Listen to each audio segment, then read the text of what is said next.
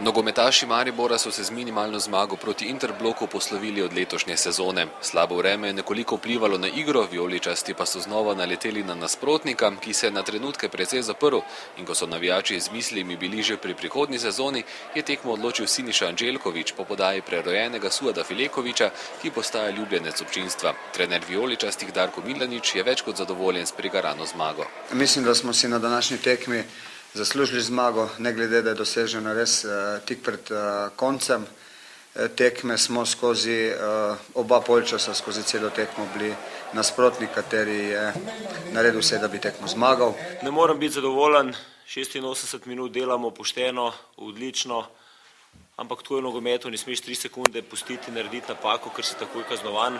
To je ta šola, ki jo plačujemo. Upam, da se bomo naučili tako, da bomo ostali v ligi. Uspelo nam je zmaga, to smo si želeli, da zaključimo sezono zmago. Po več kot uspešni sezoni se je, kot sam pravi, za nekaj časa poslovil Rene Mihelič, ki odhaja na Portugalsko. Bilo je lepo v Mariboru, super, da smo letos tudi osvojili ta pokal, da še boljša sezona. Bilo je lepo, ko je cel stadion zaploskal, vesel sem, da so mi tudi oni me spodbujali, ko sem šel ven. Bil je en lep občutek. Upam, da še bom kdaj vrnil in še izigral za Maribor.